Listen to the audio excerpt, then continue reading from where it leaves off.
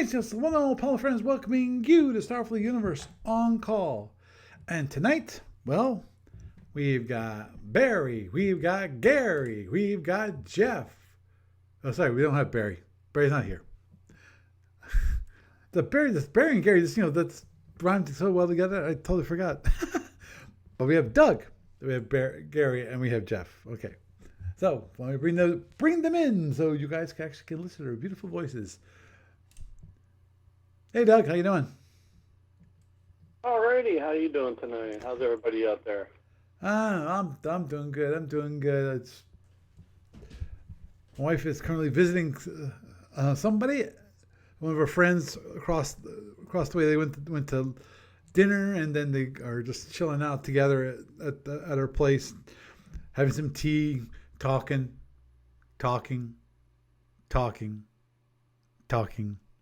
Hopefully she'll get home sometime before midnight.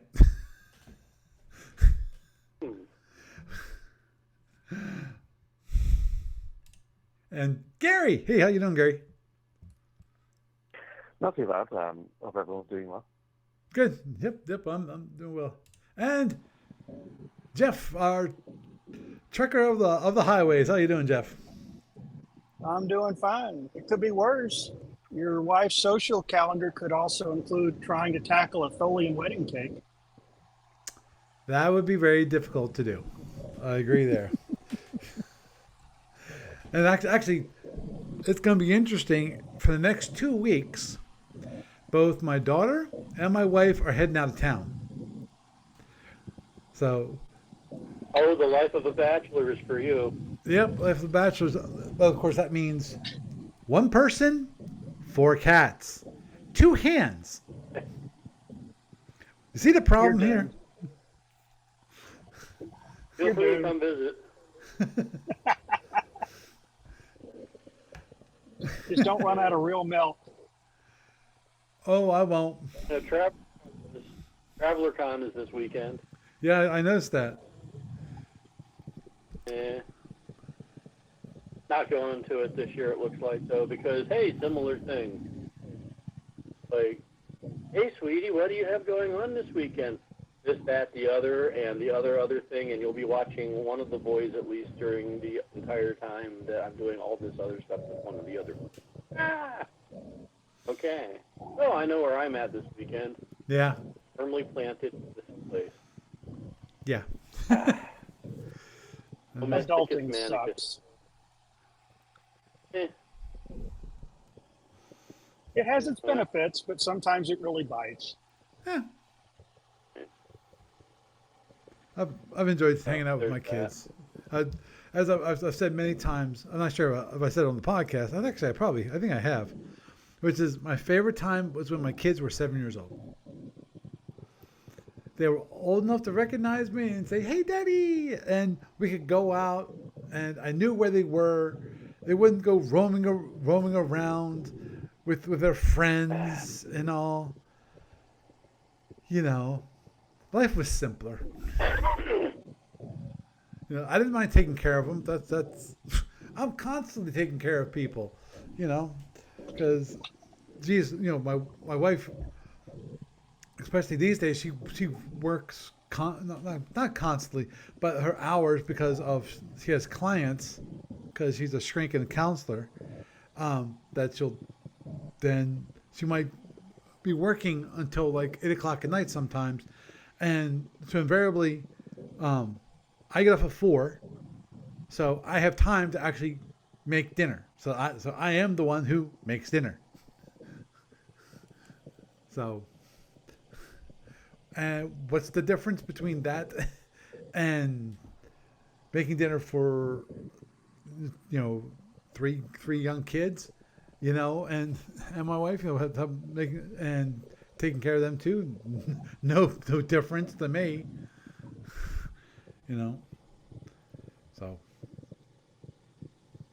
anyhow, the domestic support systems are always the ones that you test the least and depend on the most. Amen. So, Gary, you mentioned, of course, that you listened to some of the previous podcasts when we talked about the Andromedans and the Andro War. which is and some of the game. I know that one thing we definitely discussed in the past couple of weeks, well, at least 1 week, if not 2 weeks, since you were on, was discussing some of the possibilities when it comes to game mechanics. When it comes to Andromeda, obviously this is all, you know, jabbing our jaws because of what we say means nothing to ADB.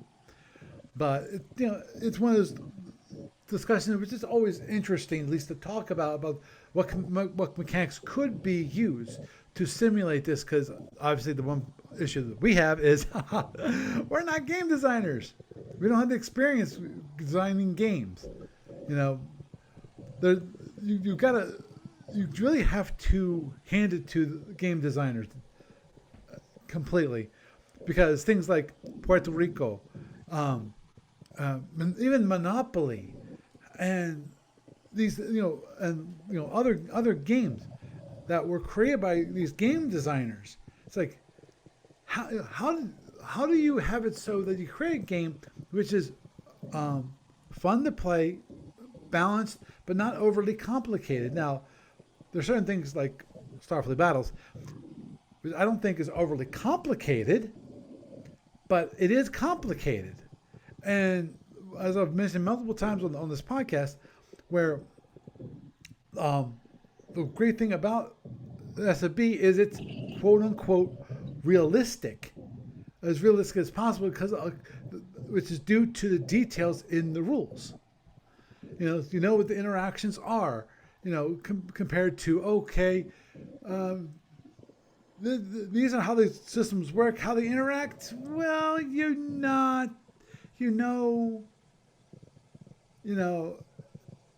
it's a logical conclusion if you think about it.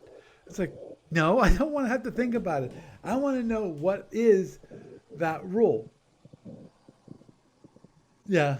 That is one of the great ironies of SFB, the system that is so dedicated that its rule book rivals the thickness of major metropolitan phone books.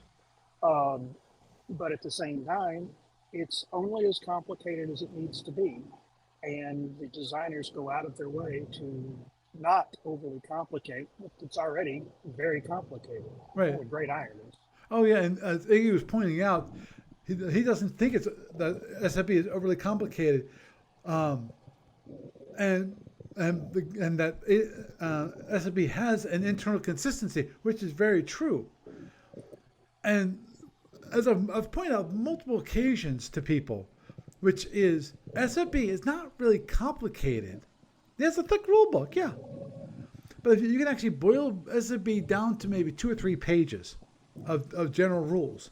And the rest of this book is one thing. It's detail. It's this system and this system, how do they interact? And these are explicitly how those interactions work. It's a reference book. Right, because there's a lot of systems, and how do this individual systems interact? Obviously, in some cases, they don't interact at all. In some cases, they do. Like, you wouldn't think these interact, but they do interact, which is like impulse and, impulse power and warp power. How do they interact? Well, they do interact. You only can use 1 point of impulse power to move one extra movement, and then warp power. You can use that for movement. But overall, that's also you have to worry about. In that case, you always have to worry about movement cost, and it could be cheaper to move warp than impulse. In theory, there's always the thing when it comes to dreadnoughts and large large ships. Dreadnought's a good one, like 1.5. You can save yourself a half a point of energy just by going like speed. If you want to go speed, like let's say 24, you can save yourself half a point of power by only spending, for 23, and then 1 point of impulse. So you're saving half a point of power there.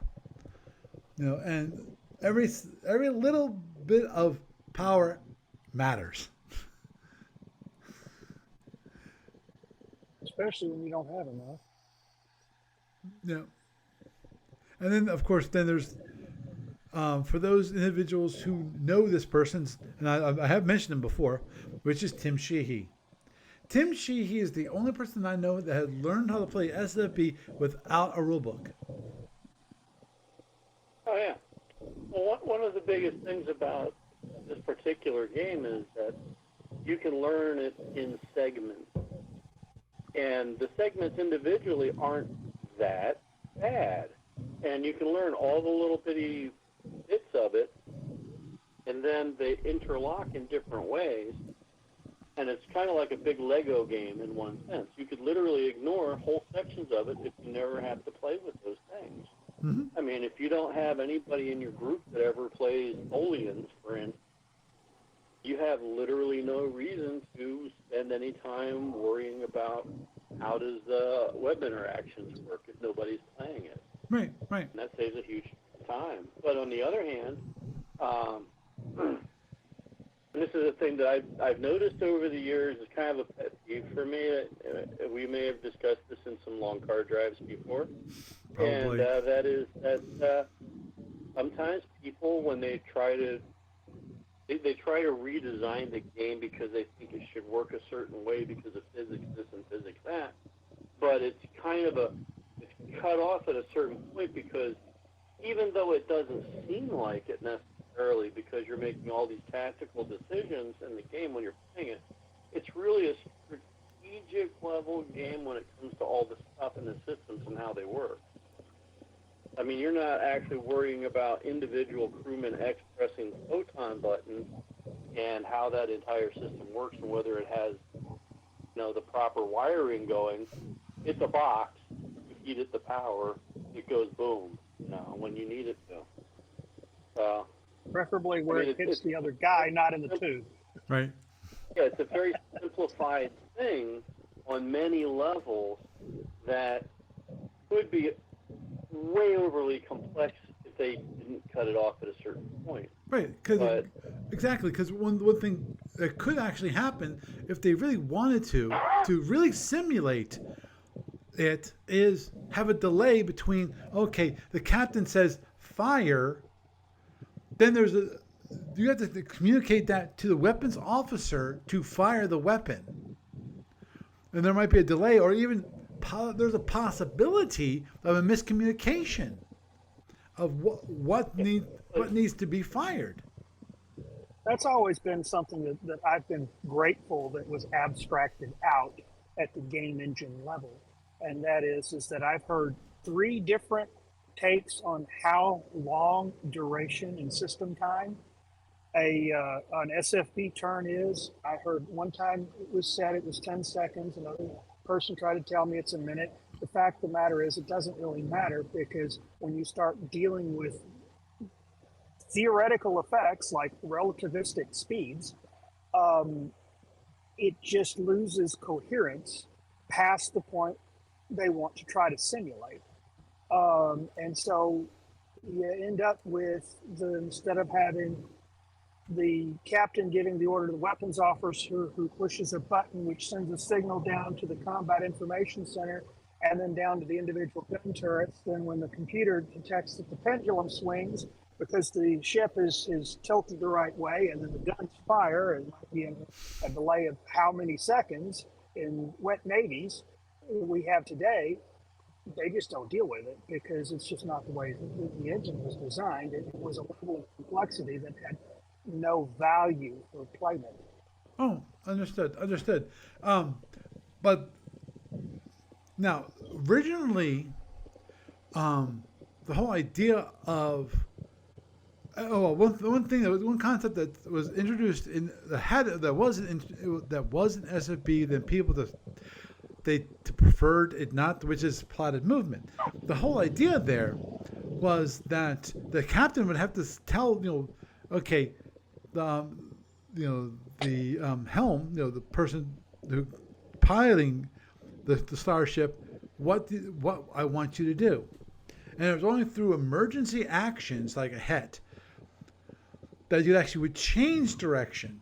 Otherwise, you would because you were going so fast, and a turn was so short that you had to plot that ahead of time. And of course, if you, in that case, when you plotted ahead of time, there were issues where you might end up facing each other, or you completely might miss each other when you want to fire.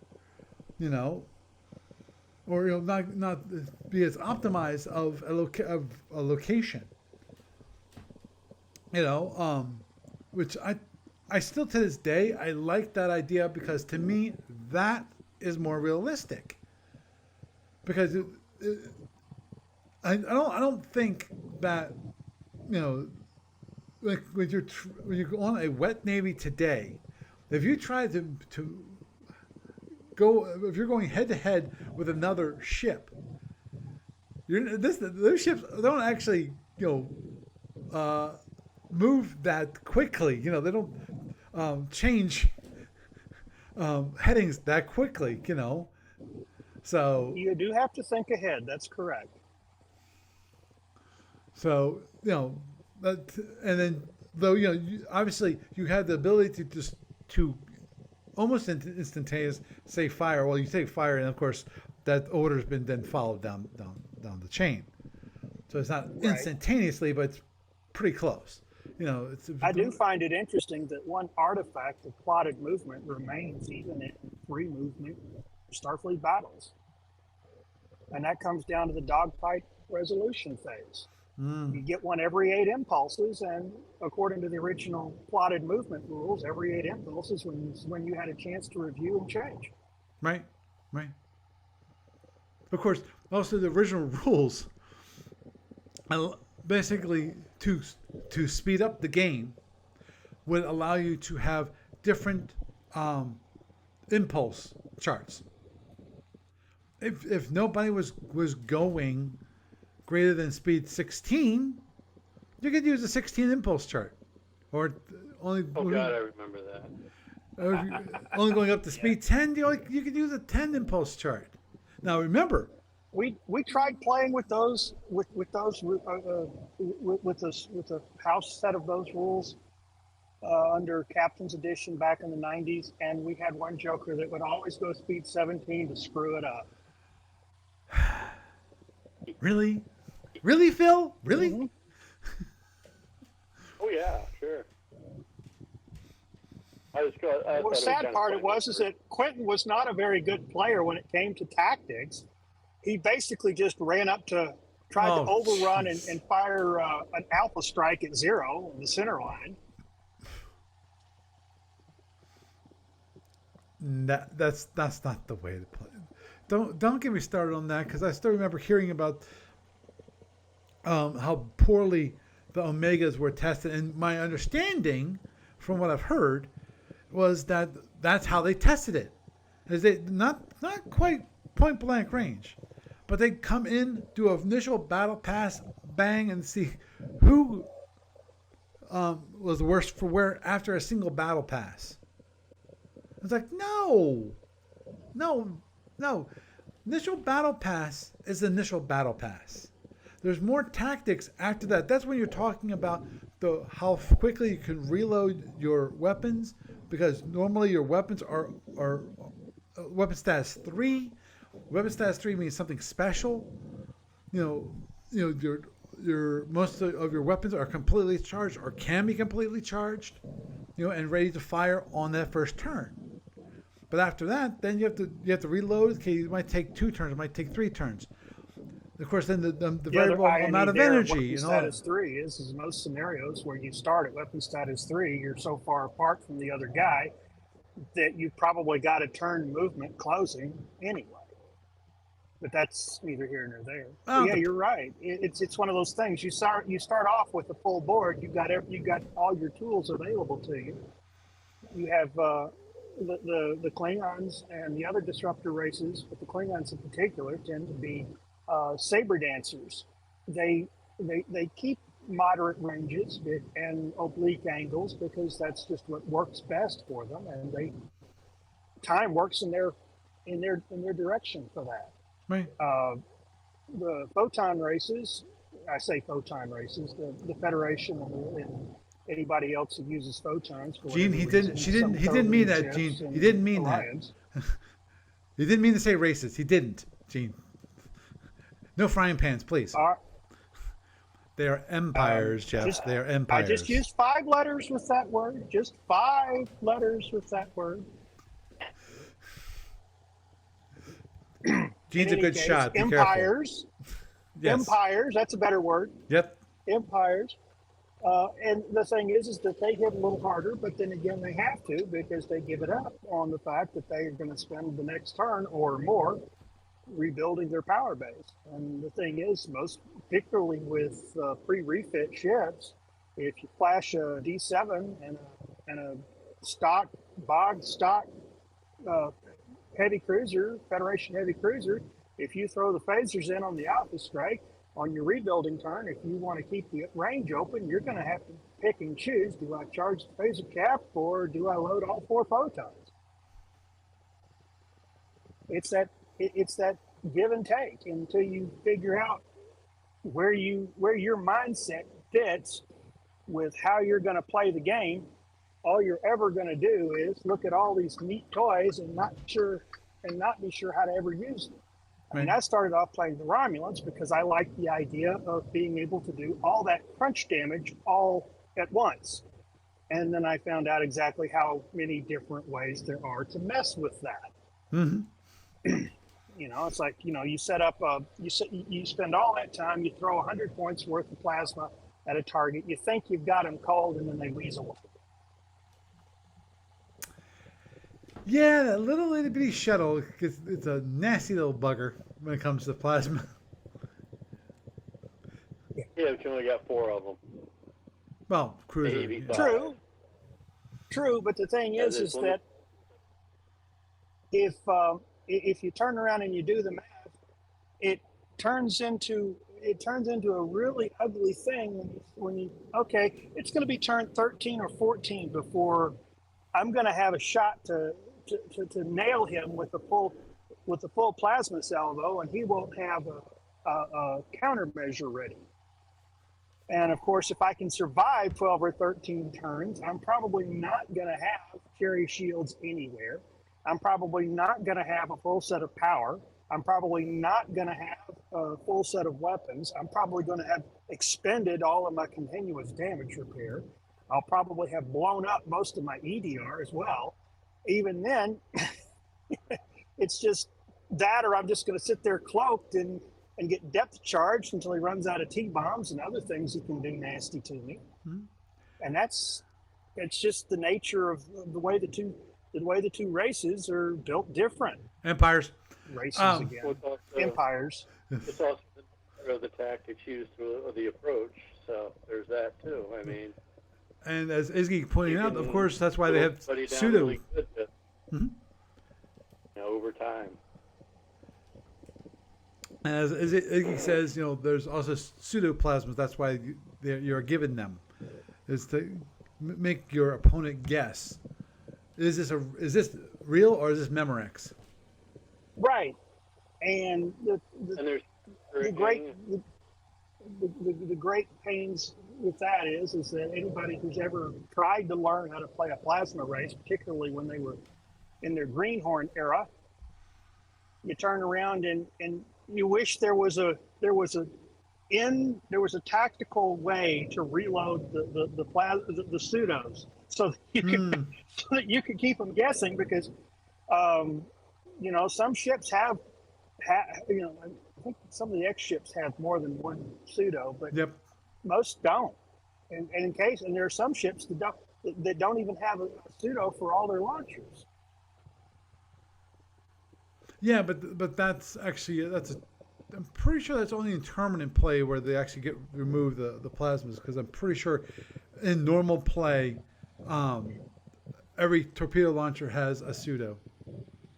This is alpha. It's been years since that's been years since I've looked into some of the odder refit ships, but I thought there was a War Eagle that had an R and 2 Fs, and the Fs didn't come with pseudos. That's I think that may be something where they added the pseudos to the game, and then everything had them when they did. right. Of course, But then I'm just again, I'm reaching deep back to 1993 and 1994 for this, so and it's I'm guessing that one of the people we were playing with was sharing his Commander's Edition stuff, and it might have been something out of Commander's Edition right, right, that slipped through the cracks. hmm But in my knowledge, right. but it was since fixed in Captains. And yeah, aside from the tournament ships, that's the only place I can put my finger on with the modern stuff, where you've got ships that might not have pseudos. And there is one possibility which I'd have to actually look, especially because you're talking about the War Eagle, and that is there might be a year refit. You know, when the first when Plasma F's first came out, they didn't have pseudos. You know, or that sounds a lot more like it. right, Yeah. and that was a technology that was as of a certain date. I'd have to look up rules books because in theory it's possible that they say, well, before this year there were no pseudos. Just like for ESGs, you know, the capacitor got larger and larger as the years went on. You know, it started out with I think capacity of 3 points. Actually, first I The had none. capacitor itself was an upgrade Yeah, from the original system, and then I believe it was 3, then went to 7, and I don't remember where they went after that.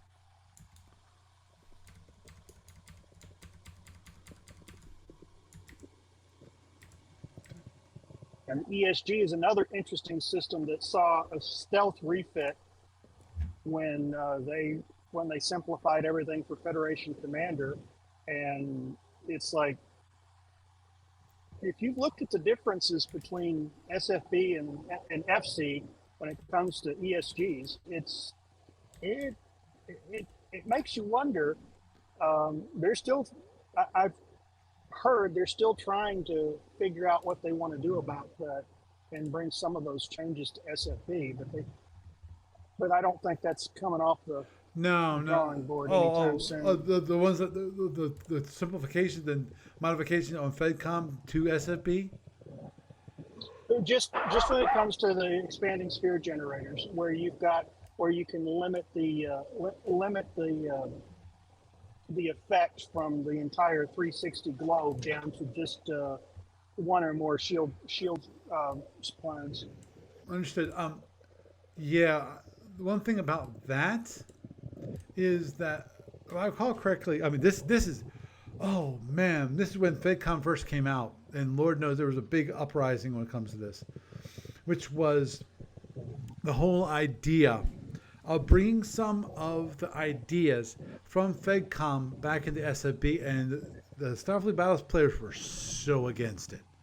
For example, the whole idea of if you went in reverse, it cost you twice movement cost. So instead of having movement cost of, like say, if it's 1 going forward, it's 2 going backwards, which is in FedCom, but it's not in SFB. I.e., to Well, once you're moving backwards in SFB, it's not there. But yeah, if you come to a complete stop, you don't pay right. anything. But if you Oh, have to quick reverse, you have to pay twice. oh, and shit, but the whole idea was to discourage the whole idea of Kaufman retrogrades. You know, instead of having all this extra energy available to you, you have to pay twice the energy just to move backwards and maintain that. Now, FedCom has that, but SFB does not have that. And there was some discussion when FedCom originally came out that, oh, this is something we can add into SFB that can be brought back from FedCom into SFB, or the possibility of course, shield reinforcement, and how that's done in FedCom versus SFB, in that it's limited.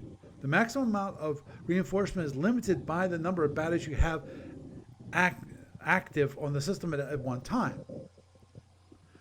You know, that was another thing. From a certain point of view, there's actually no difference between the way you can reinforce shields in FC and one way to reinforce shields in SFB. There's no plotted, there's no planned specific reinforcement or general reinforcement rules in FC and altogether. And if you're in the middle of the turn and you've got no planned reinforcement on a given shield, all you can do is burn reserve / battery power to do it, and that's the same you can do in FC. Right. Oh, understood. But what I'm pointing out is that the idea of bringing some of the FedCom ideas into SFB was floated in the when FedCom first came out. There's several channels. There's several topics on the about that on various places on both the FC forum and the BBS, and it's always one of those. It'd be nice if we could actually get the time to do it, kind of things. If you ever hear either of the Steves respond to the topics, but yeah, it's just one of those deals. There's a lot of little nuance that 40 plus years of refining, development, and whatnot has put into that went into FC that people wish would show back up in SFB, and it's a balancing act. It takes a games design. Understood. And in my mind, adding some of those things into SFB would not kill it. Would not kill SFB. I don't think in that case it's a balance thing when it comes to certain things. Now, obviously, ESGs, forget those. As who was it? Chris Newsy mentioned in the chat room. That's like ESGs were totally nerfed in FedCom, and I tend to I agree with that sentiment 100%. But with some of the other ideas that was simplified in FedCom would be nice in SFB, especially I said those with like reverse being twice as much, just to the idea of stopping people from using these tactics, which came into being because of they were cheap.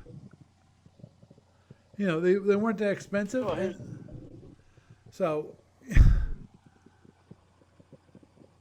Okay, well, here's my heretic moment, if I may. Go ahead. Okay. When it comes specifically to the Kaufman retrograde thing, and I understand if I'm wrong in this, but if I recall correctly, isn't the default for most of the scenarios that you're moving forward to start with, or that you could be down to speed otherwise, 0? Yeah, unless specified otherwise. Because, at that point, unless you specifically have a scenario designed where it says they're in the Kaufman retrograde to start with, they have to go from 0 up to speed, which is a huge tactical disadvantage to start. And just to really point this out, because one thing SFD sends read, it is rules lawyers in some degree. It is a rules lawyers game sometimes. And one of the things about victory conditions is if you go by the straight victory condition, let's say you're playing a Klingon, you come in against a guy who's slowed down to start the Kaufman retrograde. He stopped. He's starting to go on reverse. You could literally blow up a small ship, let him go into speed, and disengage and say, I win. Because you blew up one of his small ships while he's at speed 0, or a speed 10, 14, 15, getting his speed up, and say, okay, we're done. You want to nip the Kaufman retrograde thing in the bud? There you go. You don't have to play against the opponent that's going to do that all the time. Or you say, okay, I'll play, and we're going to go by the victory conditions that are basic victory conditions in the game. I've got my BPV. Oh, okay, you've got a slight advantage in BPV. Blow up one of your ships. I'm ahead in points. I disengage, draw, or I win. Now let's do something else. you know? Another. I got you. The sad thing is that if you set up a retrograde properly and you're using it in a proper tactical doctrine, you end up with not being able to go any faster than you would if you were moving forward to attack. The only thing it really gives you is that it allows you to face your forward firing weapons into whatever's giving stern chase. And as it's noted in the book where they talk about this, unless there's a reason to stern chase you, most people won't. And they shouldn't. Well, and the flip side to that is both sides could do the retrograde. I mean, the Klingons could do it just nastily, and it would benefit them probably more than the Federation retrograde. Because then you got an uphill fight through their drone. Mm-hmm. Especially at early eras when you have the slow drones and not so many drone defenses. Yeah, I mean, it's a very narrow-minded, or a very narrow-focused issue. That's really, in my opinion, it's just a non-issue. Because if you got one guy who wants to go in reverse and he's the time to slow down and do it, he's going to take the damage. Yeah. You know? And that's assuming the other side doesn't say, "Oh, okay, I'll do it too." Well, you that's got two guys going in reverse with, their main weapons towards each other, and now they've got a totally different problem in trying to engage each other. right. Well, okay. Think about how ridiculous that would be on an open map.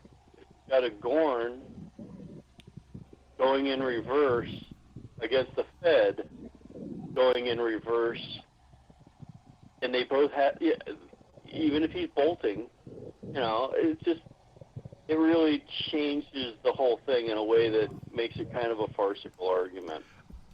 I was just about to say, a Gorn in reverse and a Federation in reverse. I'm looking for a bartender at this point because I know I'm in a joke. Yeah, exactly. That's the whole point. I mean, you could have it Kazini versus Klingon. They could both do a reverse, and they have the same advantages and disadvantages of it. You could have a Federation doing the reverse. The Klingon player doesn't have to chase them. The Romulan player doesn't have to chase them. They could go in reverse too.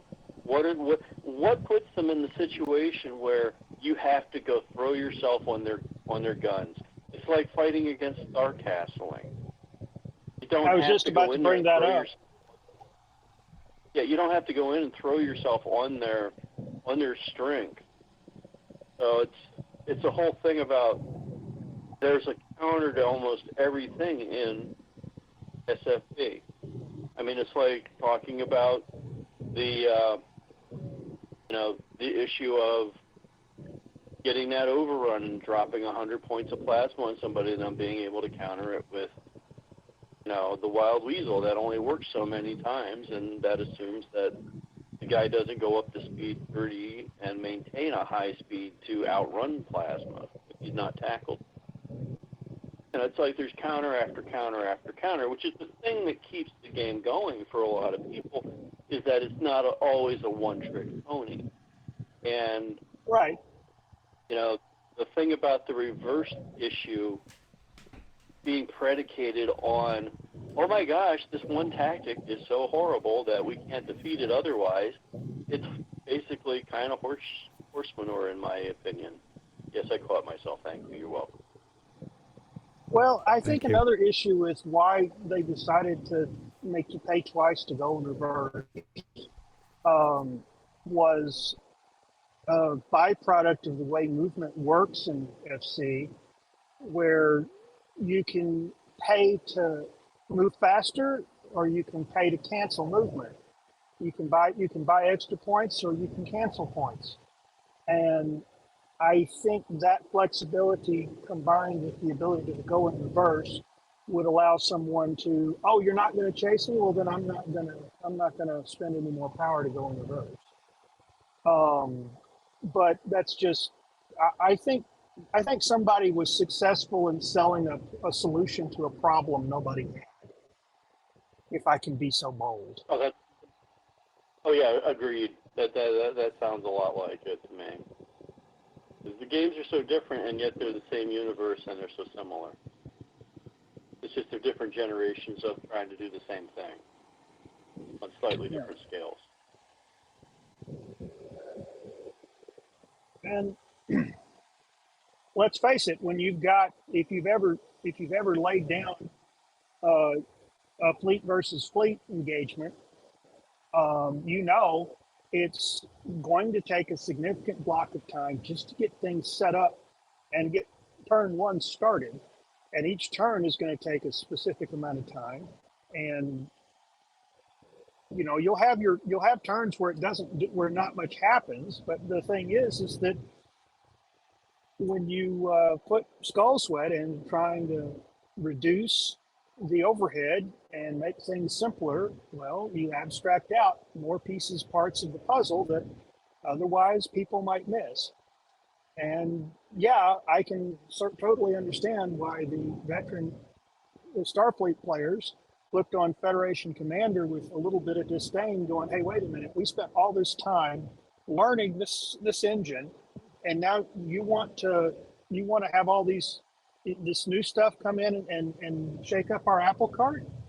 So it's like, I'm sympathetic, but at the same time, it just goes all over. It goes all over creation. That doesn't mean that there aren't holes in SFB.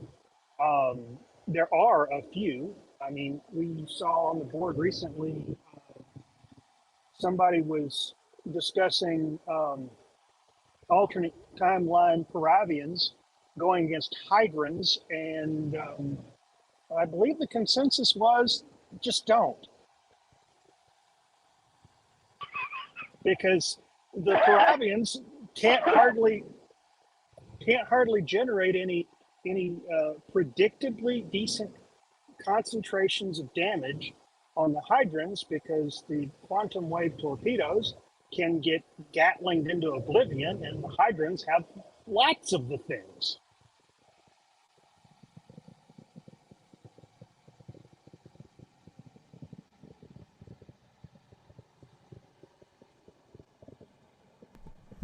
But of course, historically, they never met each other. You know, they weren't in the same part True. of the universe. So And the thing matching them is that up. I think one of the derivative ideas that came out of that, which I spoke on in the boards myself, was the idea of, well, if you're going to bring the Parabians forward in time, maybe you ought to let them take advantage of the development curve of their nearest neighbors, the Romulans, and the Gorns for that matter, and give them a direct fire option for the quantum wave torpedoes and let them do the equivalent of bolting them. And maybe we'll see that in a C6 SAR. Right. Well, okay. If I we, very much disagree. Sorry, I just need to jump in there because, like, they already have a. I feel like there's a few different things going on here. So, firstly, I would sooner prefer, in terms of direct fire Paravians, to have it be a thing. Like in the okay, so in the Alpha Octant, they don't have Mauler variants yet, and the coalition, the allies that they have, like the Lyrans, Romulans, and Klingons, in theory, Maulers are meant to be used for actual firing the Mauler cannon, but in practice, a lot of people end up just using them for their batteries. But in principle, I would say that that would be a reasonably fair addition to give them for Module C6R. But when it comes to their general line ships, I would actually be very much opposed to seeing them get any kind of direct fire variant of the quantum wave torpedo, because the QWT, I think it would basically take away from the uniqueness of the weapon, and also there already are direct fire Paravians in Captain's Log 54 with the Ematrian source anti-proton weapons and stuff that they use in the Omega Octants, and I think it would take away from that too, because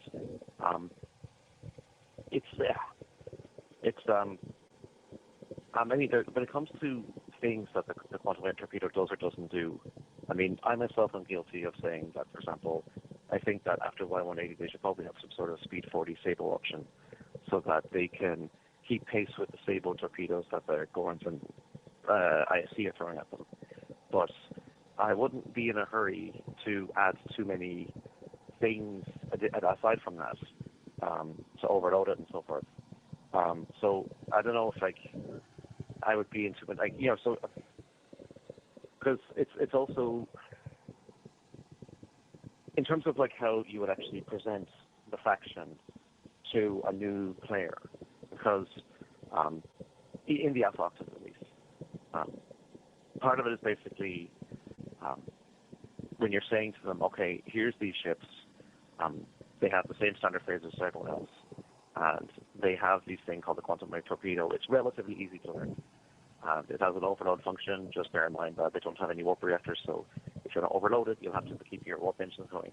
But you don't have to basically try to feed a player the variety of things like shotgun and Terranate and bolt and so forth, whatever. Which I'm not saying that people can't get. Of course, there's plenty of people who are plasma experts.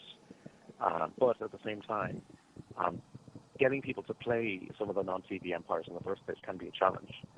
And I guess I'd be concerned as to what it would mean, not just in Starfleet battles, but also in terms of converting any of these new modes to things like Federation Commander or Call to Arms Starfleet, in terms of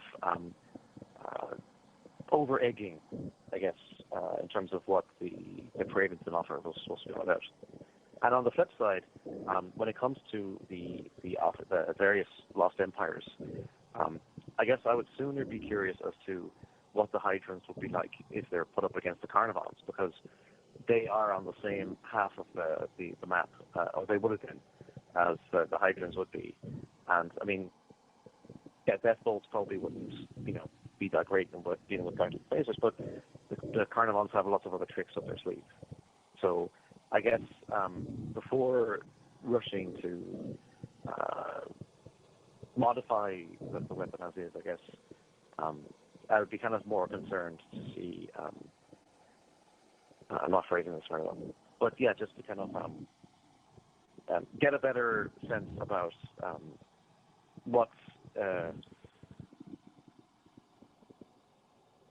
Yeah, I mean, okay, so like for example, like the guy who was basically talking about using the Praevians and so forth. I got what I would probably sooner wonder is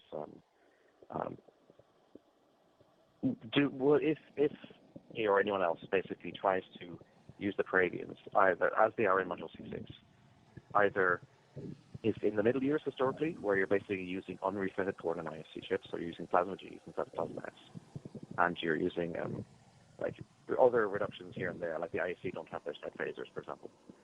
And then if we're moving it on to the General War era, are the wartime era Praevians keeping up, at least in BPD terms, because the ISC and going ships do get more expensive because they get more toys. But if you're not just doing a duel, if you're doing like a squadron thing, is there still, like, is it basically getting to the point where even against their historical enemies, there's a problem? And if that's the case, then, I mean, maybe there might be more to try to think about, whether or not the Praevians in Alpha would need something else or whatever, like a Sable option or like something else, whatever. But I think it's kind of, I guess, because the thing is as well is that if you're giving them something to fight an enemy that's on the other side of the Alpha Octant, which they would probably not see until Operation Unity, but then that thing that you've given them affects the balance that they have against their historical enemies, or against the Andromedans for that matter.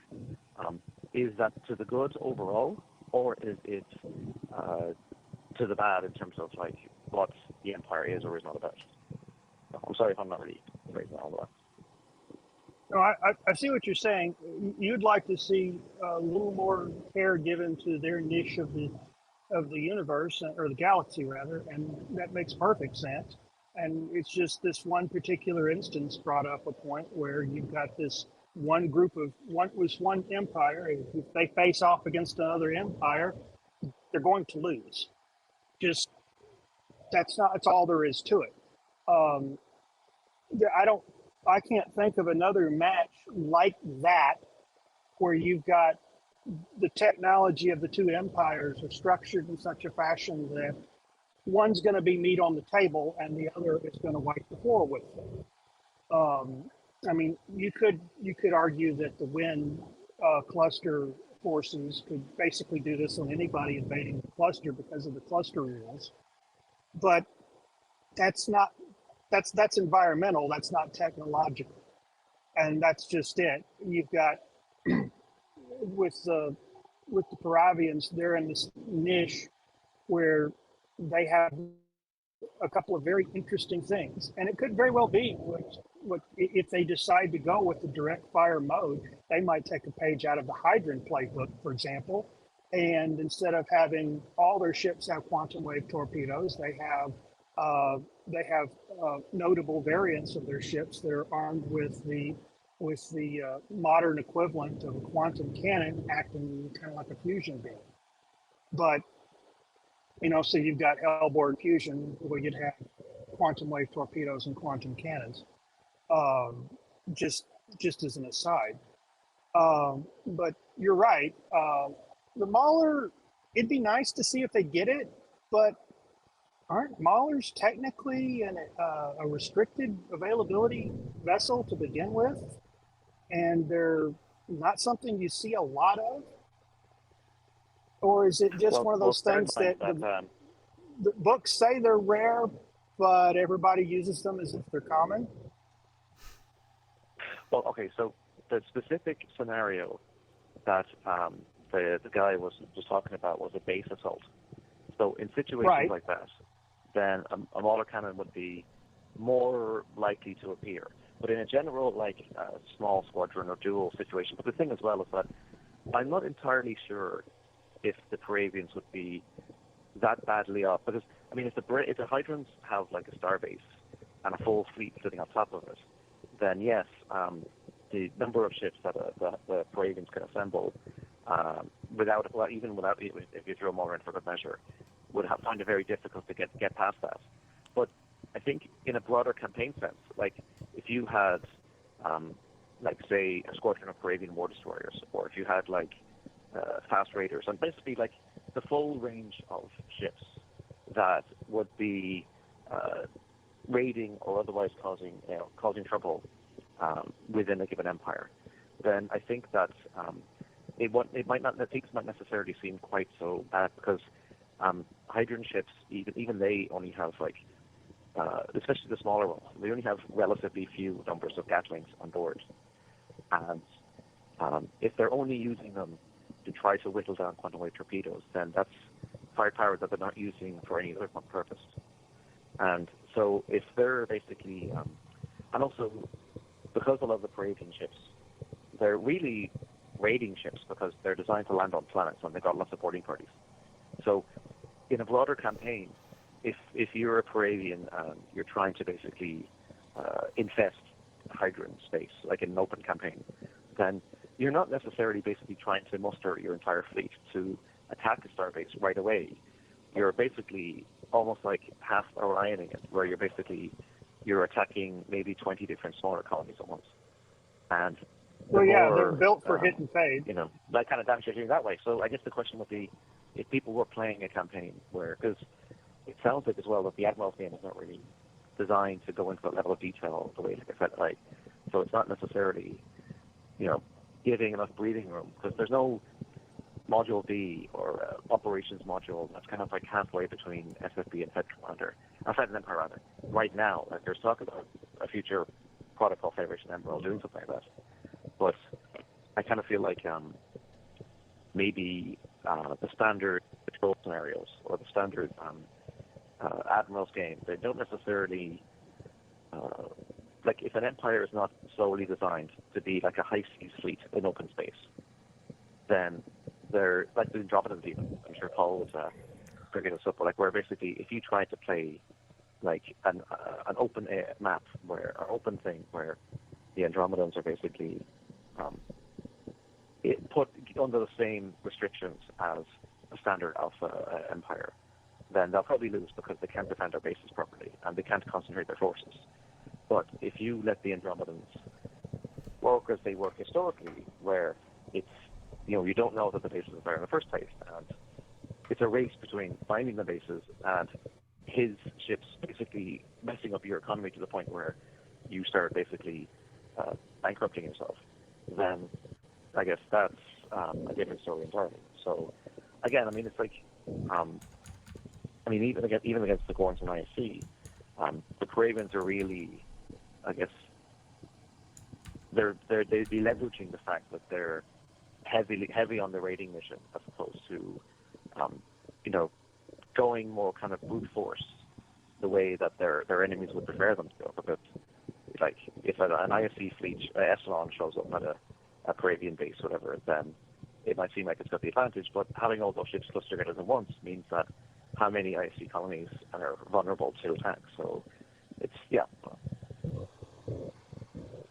But Well, that's one way of looking at it. Yeah, and one other thing as well is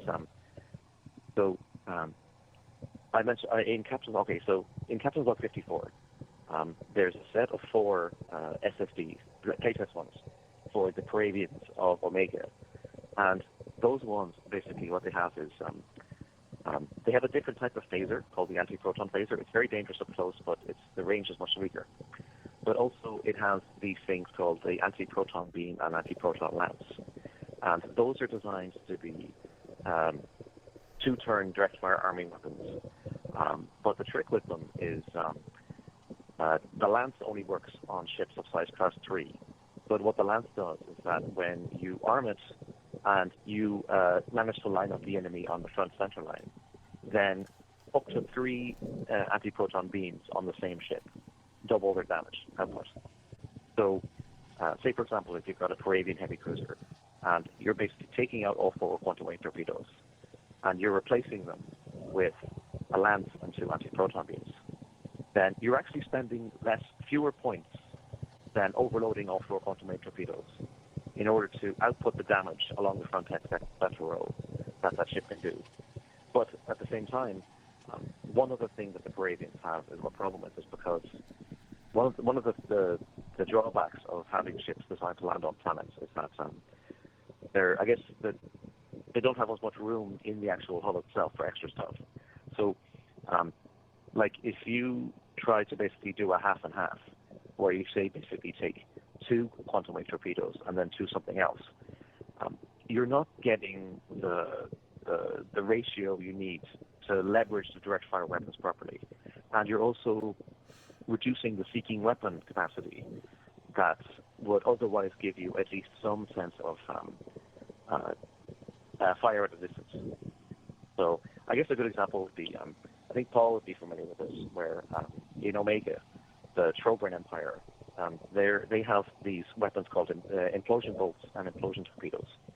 And the bolts don't have a seeking function, and the torpedoes don't have a bolt function. So it's almost like you took a plasma torpedo and split the bolt and seeking into 2 separate weapons, and never the twin should meet. So Trobriand players, especially if they're using a size class 4 ships, because those ones have relatively small numbers of heavy weapon mounts, you're basically leveraging either the seeking function or the direct fire option. But if you try and mix and match, you're getting the worst of both. So I guess the question would be that for the Caribbeans, in either galactic octants, just the very fact of the ships themselves, how the hulls are less flexible than, say, a Carnarvon or Klingon ship would be, because those 2 empires are designed to operate in open space. They don't have to worry about making room in the hull for landing pads or something. So maybe they have to be kind of a bit more careful in terms of what alternate weapon suites they're given and what the overall impact of that weapon suite would be. Right, I agree. It requires study and careful examination. The idea I had was more along the hydrants. There are relatively few hydrant hulls that have both fusions and hellbores. It's either one or the other, particularly with the size class 4s and 3s. But that was where my mind was going. Okay, so you've got the A variant of the destroyer. It's got however many quantum wave torpedoes, and then you've got the B variant, which has the equivalent number of quantum cannons or whatever we want to call them. It would be two separate designs, and it would not be half and half where you're trying to do both roles in the same vessel, unless you wanted to do something along the lines of give the quantum wave torpedo launchers the ability to convert the charge into a bolt, like plasma weapons, and that was the idea. And the thing is that you could even use the baseline for the plasma. I think it would be fairly effective, where you basically chop the warhead yield in half, and you apply a plasma bolt range bracket, sort of. You apply the hit chances on the range bracket of the quantum wave torpedoes in a similar fashion, but that's just me. But I hear you, and you're right. The thing is that on their neck of the woods, there's nobody that really tests their tech um, stronger than the ISC, and the ISC can't really hurt them the way the hydrants can. The problem with the hydrants is that even the smaller ships, unless you get to the size of the ships that are too small to be casual carriers, they almost all have the option to carry stingers, and each stinger carries another gatling. And so, if you're going to be raiding in hydrant space, it's just one of those things. Would I go after a hydrant base? Not if it was in supply. I'd go after everybody I could go after. I would take wolf pack type tactics. I'd go after the freighters. I'd go after lone task forces that I outnumbered, and I would deal with it that way. I would come in and I would probably phaser boat on the fighters until I got through them. But that's just the way my mind applies itself to the problem. There are so many different races, and there's so many different combinations that I don't have a good grasp on. I haven't even looked at the Omega quadrant, to be honest. And it's just one of those things. We have an embarrassment of riches when it comes to racial diversity in the Starfleet universe.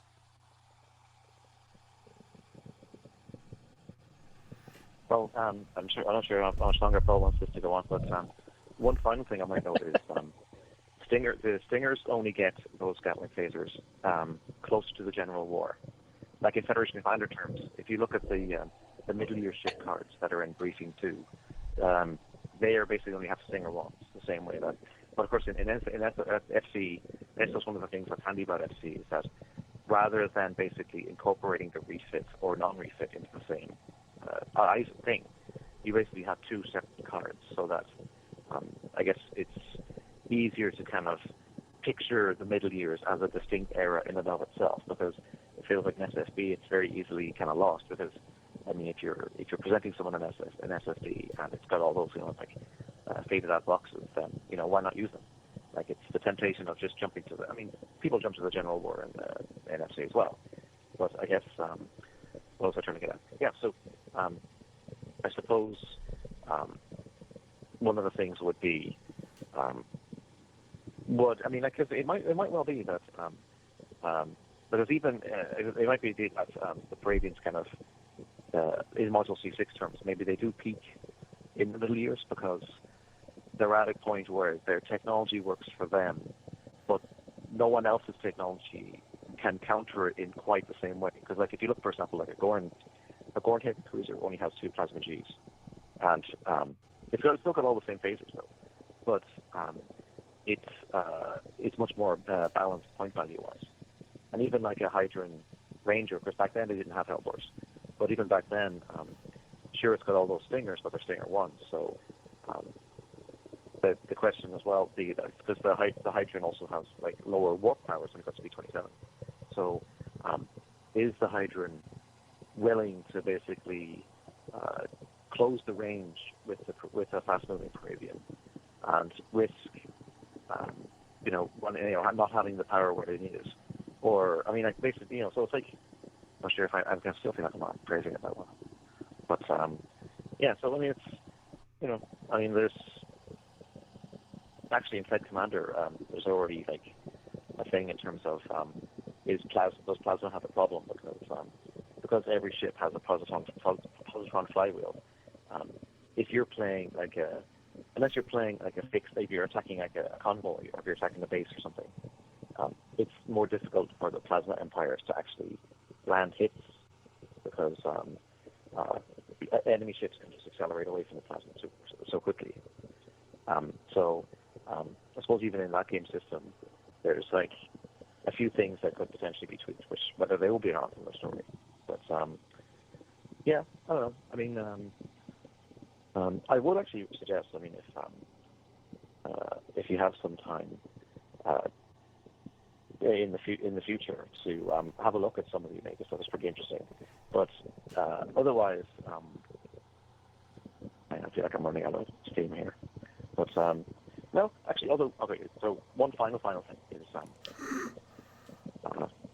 there was a recent kind of mini module that was released for Starfleet Battles called Module R4J, and that one was basically about what would the Romulans have looked like if they had developed warp at the same time as everyone else.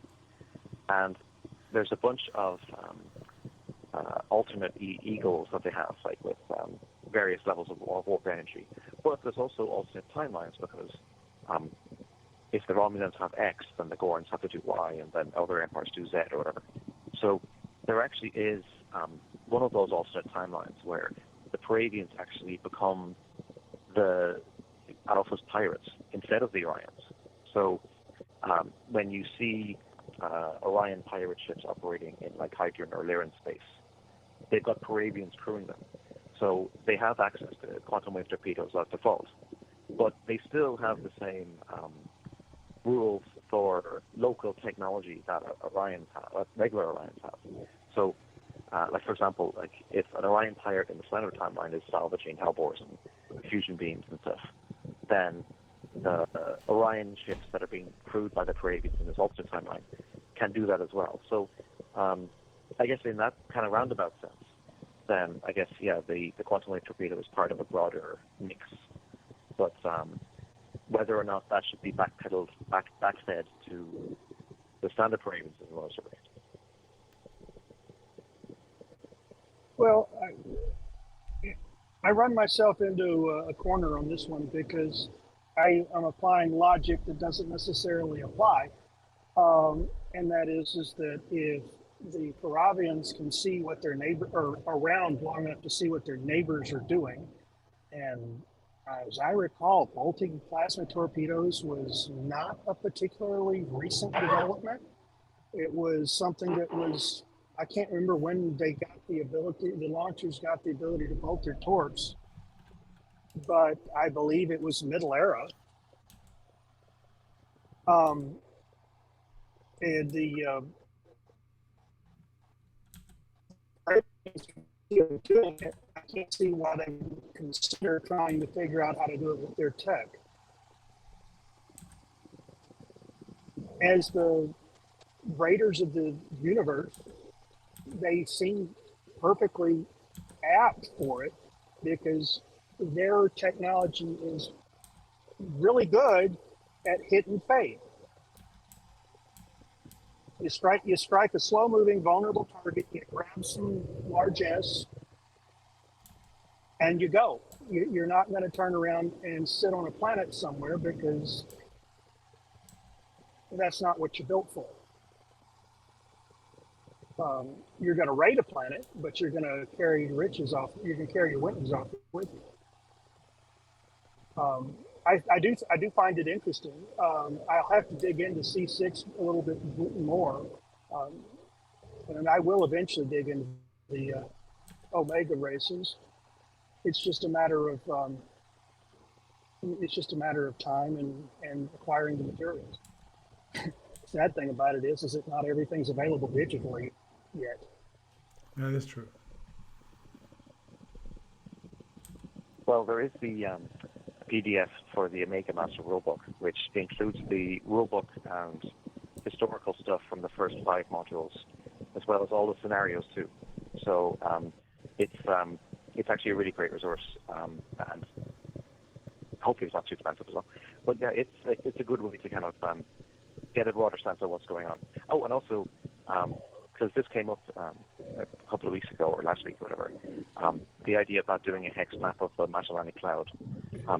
Ken Burnside he led the creation of Module C5, which basically looks at the LMC. It introduces 5 empires from that island galaxy, and they are actually quite interesting.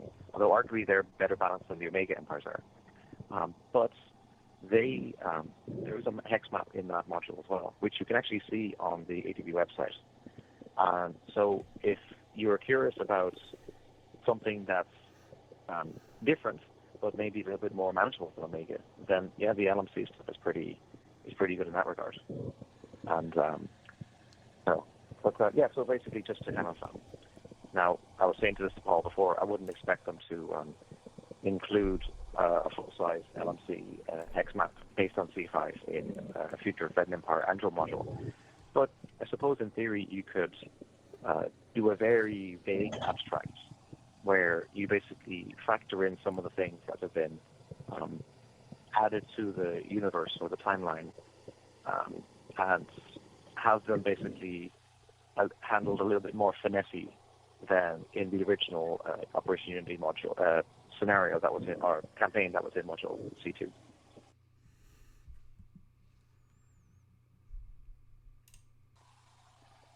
Oops.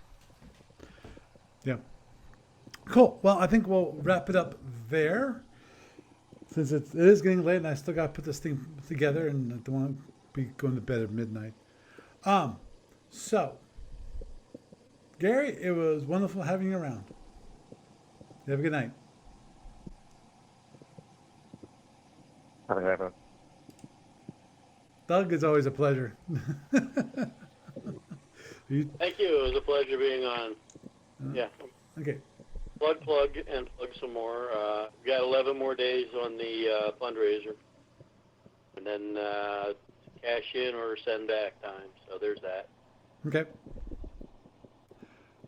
Cool. You have a good night. Thanks, you too. Jeff, always a pleasure.